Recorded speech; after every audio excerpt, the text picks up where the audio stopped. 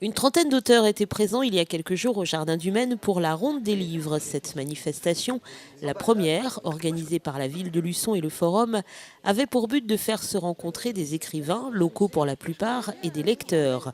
Tous ont pu partager leur passion pour le livre et la littérature sous toutes ses formes. Et pour les auteurs, ce type de manifestation est primordial. Les salons du livre, il y a les très grands comme Montaigu, Grala, bientôt en mois de juillet, en Vendée, donc je parle des salons de Vendée. Noirmoutier en ce moment, ce sont des salons qui sont courus pour aussi des auteurs nationaux qui se déplacent. À Montaigu par exemple, il y avait Éric Emmanuel Schmitt qui avait une queue de 3 labyrinthes devant son stand pour dédicacer ses livres. Nous les petits auteurs, nous sommes un peu les parents pauvres si je puis dire, et c'est bien qu'il y ait des petits salons où on puisse avoir plus que 40 cm pour montrer nos livres. Bon, moi évidemment je suis un peu embêtée parce que je représente mes clients comme je suis écrivain public et biographe.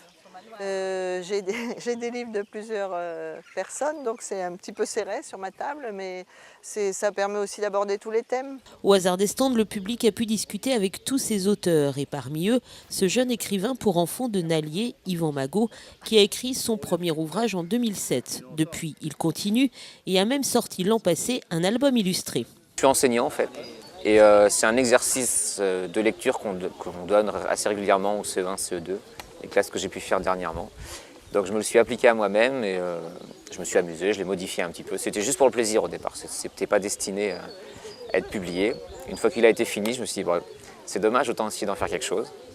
Donc j'ai contacté différents éditeurs.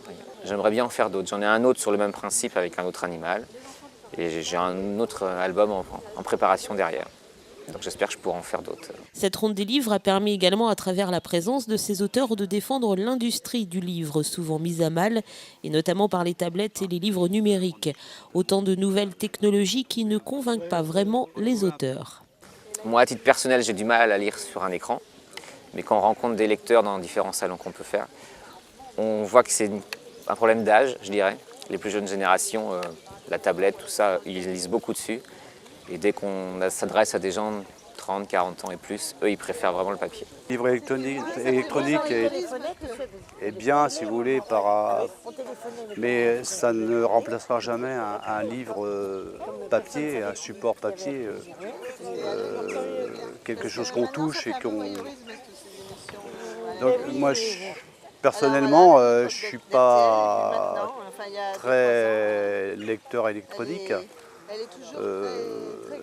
Mais le papier restera toujours de toute façon. Reste que si les livres se vendent encore, la profession de libraire, elle, est beaucoup plus en difficulté. Le métier a donc bien besoin de ce genre de rendez-vous pour défendre sa place dans le paysage culturel français. Dans ce domaine-là, c'est vrai que on entend parler dans pas mal de médias de tout ce qui est la difficulté de vivre au niveau du monde culturel aujourd'hui, et notamment dans le domaine du livre et de la librairie.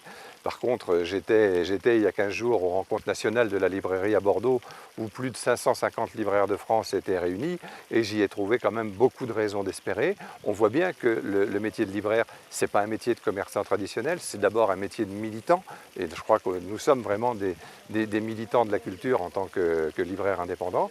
Le livre ne peut pas se passer bien évidemment de ses auteurs, de ses éditeurs, mais il ne peut pas se passer non plus de ces libraires qui représentent le maillage culturel sur le territoire, qui permet aux livres et à tous les livres, pas seulement à la grosse cavalerie, à tous les livres d'aller à la rencontre de leur public.